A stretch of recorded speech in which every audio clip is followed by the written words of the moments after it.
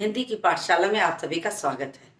मैं आपको समास पढ़ा रही हूँ और इससे पहले के वीडियो मैंने तत्पुरुष समास के भेद प्रारंभ किया है, जिसमें मैं 5 तक अधिकरण तत्पुरुष तक करा चुकी हूँ। अधिकरण तत्पुरुष तक हो गया है और आज बारी है संबंध तत्पुरुष की। संबंध तत्पुरुष समास के भेद बताने की। तो छठा डाल देती हूँ, संबंध तत्पुरुष। अब संबंध तत्पुरुष, जैसा कि संबंध सूचक जो चिन्ह होते हैं वो चिन्ह होते हैं का, की, के। तो संबंध सूचक चिन्ह का, की, के होते हैं, यानी कि यही चिन्ह पूर्व पद और उत्तर पद के मध्य से लुप्त रहेगा। तो इसकी परिभाषा क्या हो गई? पूर्व पद और उत्तर पद के मध्य से, मध्य मतलब बीच से, मध्य से चिन्ह का, की, के का लोप रहता है। जैसे अब जैसे कारक चिन्ह जो हैं, उन कारक चिन्हों में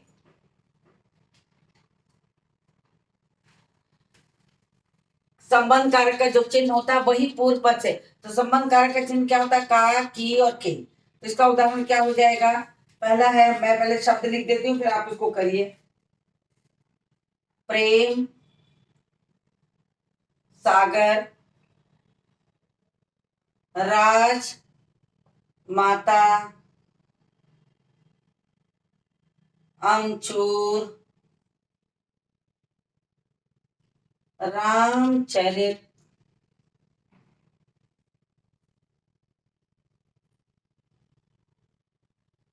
देवालय,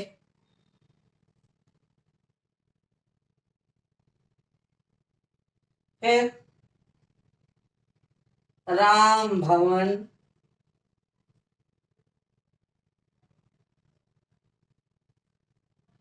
गंगा जल,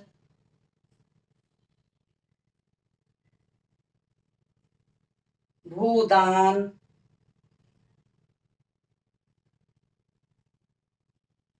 राजदूत। तो देखिए मैंने इतने शब्द लिखे हैं, एक और लिख देती हूँ, लखपति, सेना नायक।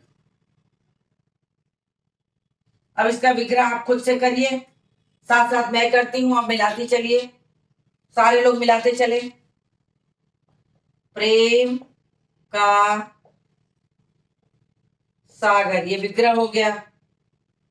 राजा की माता,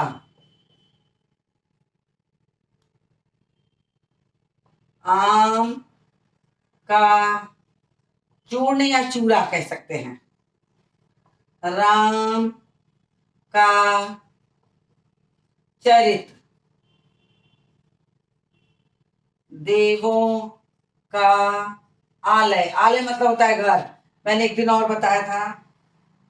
राम का भवन,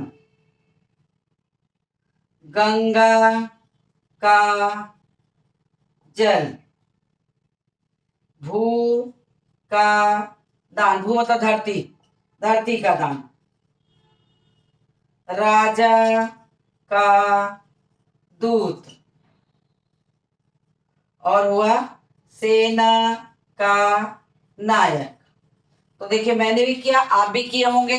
अपना मिलाइए कि आपका सही है कि गलत है, फिर उसी हिसाब से आप, अगर सही है तो टिक लगाते जाइए सही का, अगर गलत है तो उसको सुधार करिए। तो ये लो, आपका पूरा हो गया।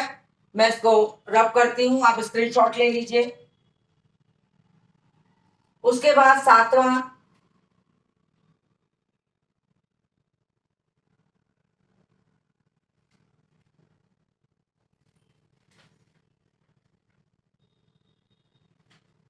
सातवां आपको कराऊंगी नए तत्पुरुष। अब नए तत्पुरुष जैसा कि नाम आप देख रहे हैं, उस नाम के अनुसार जो है ये आपका जो इसमें पूर्व पद होगा वो हमेशा निगेटिव होगा, मतलब नकारात्मक का भाव देता हो। जो भी भाव नकारात्मक के लिए प्रयोग किए जाते हो, जिस पूर्व पद का भाव नकारात्मक आता हो, उसे हम नए तत्पुरुष कहते हैं। तो ध्यान दीजिएगा।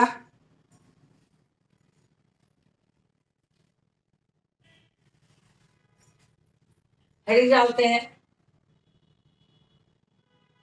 सातवां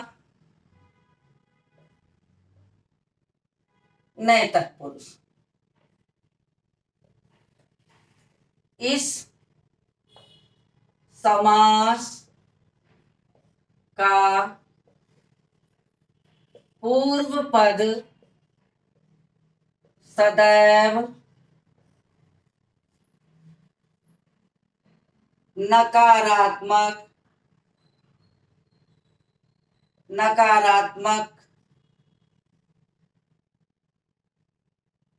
होता है,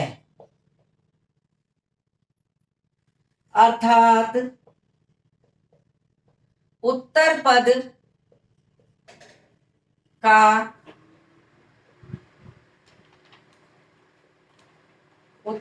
का नकारात्मक भाव आता है। यानी कि जो उत्तर पद होगा, उस उत्तर पद के पहले जो भी आपका शब्द दिया गया है, उस शब्द का नकारात्मक रूप आएगा। जैसे हम न्याय का मतलब जहां उचित अनुचित का बोध होता हो, तो अगर हम अन्याय कहते हैं यानी जहां उचित अनुचित का बोध ना हो, तो जैसे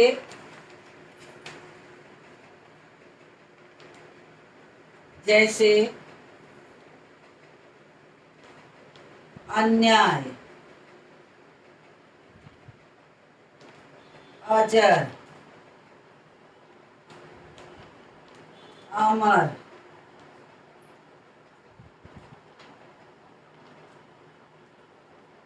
अदृश्य, अगोचर,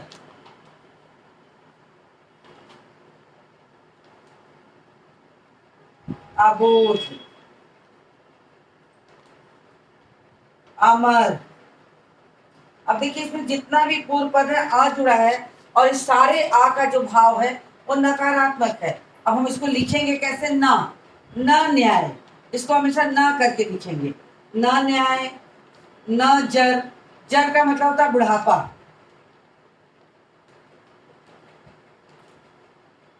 न मर, जो कभी ना मरे उसको अमर कहते हैं। न दृश्य, न दिखाई देना, न गोचर, गोचर में भी होता है दिखाई देना। न बोध, न पता चले, न बोध, अबोध। न मर। तो इस तरीके से देखा जाए तो ये सारा जो पूर्व पद है वो नकारात्मक भाव को देता है, यानी कि इसका जो पूर्व पद है वो नेगेटिव सेंस को लेकर होता है। हमेशा इसमें नेगेटिव भाव ही आते हैं। तो आप हमेशा याद रखिए, नेगेटिव भाव वाले जो होते हैं वो नए तत्पुरुष होते हैं। बहुत बार आपका अव्ययी भाव समास भी जो होता है अलग के होता है, लेकिन उसमें निगेटिव का भाव नहीं होता है। तो इसलिए निगेटिव का भाव अगर नहीं आता तो वो अव्ययी भाव है, और अगर निगेटिव का भाव आता है, नकारात्मक की सूचना दे रहा है, तो वो नए तत्पुरुष होगा। इस बात का आप ध्यान रखेंगे। तो इतने का आप स्क्रीनशॉट लीजिए, इसका स्क्रीनशॉट ले लीजिए, तो मैं इसको रब करूं।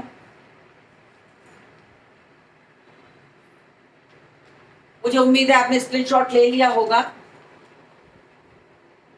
अपनी जरूरत के हिसाब से आप काम करिए। मेरी तो आदत है, चूंकि बच्चों को पढ़ाते पढ़ाते ये कहने की कि आप स्क्रीनशॉट ले लीजिए, ताकि आपको कहीं दिक्कत आए तो आप लिखने में दिक्कत हो, तो आप अपने हिसाब से उस कार्य को करिए। मेरी तरफ से कोई बाध्यता नहीं है। अगर आपको समझ में चीजें आ गई हैं तो आप उसको आसानी से कर सकते हैं। अब इस तरह से देखा जाए तो तत्पुरुष समास का जो भेद था वो पूर्ण हो गया। अब बारी आ गई दूसरे समास की। जो समास के मुख्य भेद मैंने किए थे, तत्पुरुष समास, कर्मधारय समास, द्वंद्व समास, द्विगु समास, बहुव्रीहि समास, अव्ययी भाव समास। अब उसमें से मैं दूसरा समास कर्मधारय समास लिखने चल रही हूँ।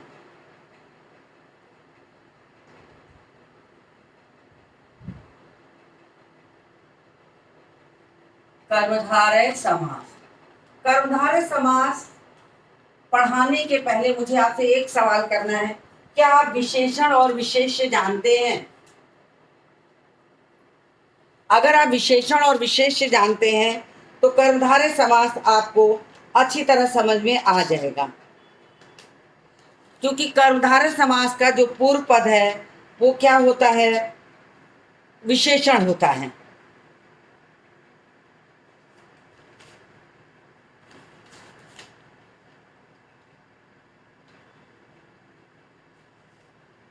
तो कर्मधारय समास का पूर्व पद विशेषण होता है, तो आपको क्या करना है?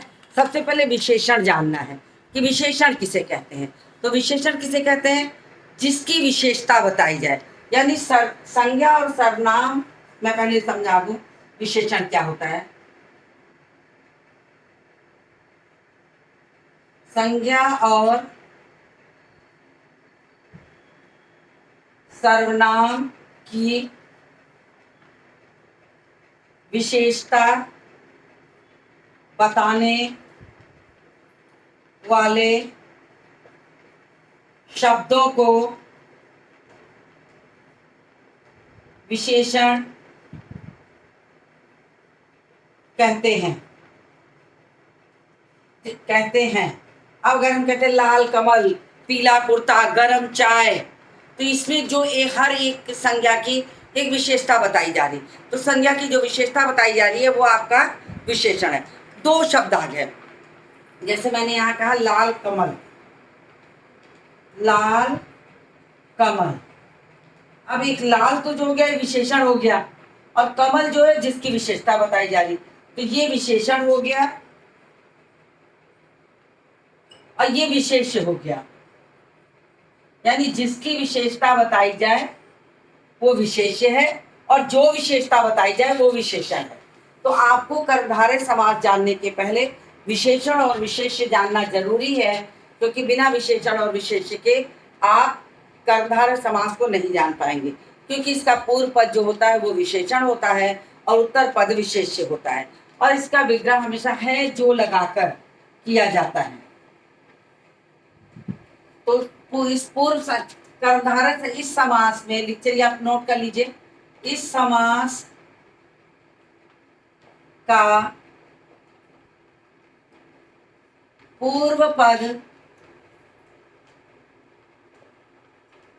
विशेषण और उत्तर पद विशेष होता है। इसीलिए मैंने आपको विशेषण और विशेष्य पहले बताया कि विशेषण और विशेष्य अगर आपको पता है तो आप आसानी से कर सकते हैं। जैसे मैं लिख रही हूं, आप विग्रह करेंगे, नील कमल। दूसरा है परमानंद। तीसरा हुआ नील गाय। चौथा हुआ महात्मा। पांचवा हुआ कृष्ण सर्प। छठवा हुआ काली मिर्च। सातवां है रक्त कमल। आठवां है चंद्रमुख। नौवां है घन श्याम। और 10वां है भव कानन। अब आपको मैं बता दूं कि कर्मधारय समास का जब विग्रह करते हैं तो 3 शब्दों का प्रयोग करते हैं। जहां उपमेय उपमान आता है के समान लगा देते हैं, जहां विशेषण विशेष्य आता है जो लगा देते हैं, जहां समानता सूचक रहता है खाली वहां रूपी लगा देते हैं। तो तीनों तरह से इसका विग्रह किया जाता है। जैसे यहाँ पर है नील कमल, इसका विग्रह हम करेंगे नीला है जो कमल। अब यहाँ विशेषण विशेष्य है, परम है जो आनंद।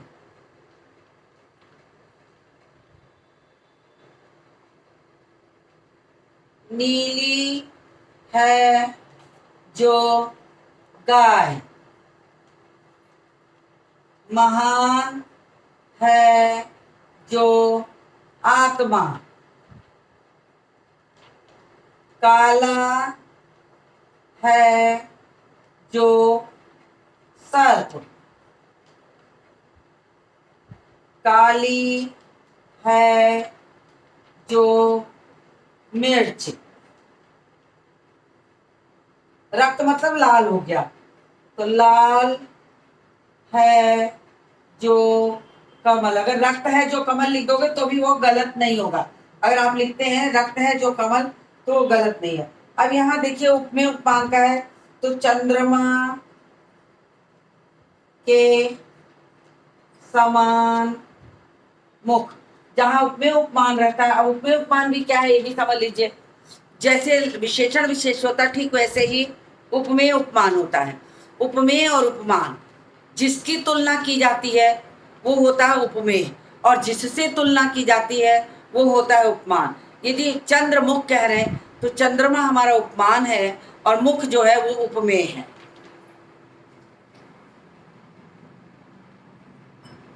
घन के समान है श्याम। भव रूपी कानन। अब हो गया भव रूपी कानन, तो इसमें क्या हो गया, पूर्व पद उपमेय और उपमान इसमें भी होता है और उत्तर पद। तो दो तरीके से देखिए, रूपी जहां उपमेय उपमान हो या तो रूपी लगा के विग्रह करिए या के समान लगा के करिए, नहीं तो है जो लगा के अगर आप विग्रह करेंगे तो आसानी से विग्रह हो जाएगा। तो आप इसको उतार लीजिए। उम्मीद करती हूँ इतना अंश आपको समझ में आ गया होगा। स्क्रीनशॉट लेना चाहते हो तो स्क्रीनशॉट ले लीजिए। इसके आगे के समास को मैं अपने अगले वीडियो में लेके आऊँगी। आप मेरे साथ बने रहिए, वीडियो को देखिए, लाइक करिए, शेयर करिए, सब्सक्राइब करिए, मेरी हेल्प करिए, मेरी मदद करिए और साथ ही साथ मेरा उत्साह वर्धन करिए।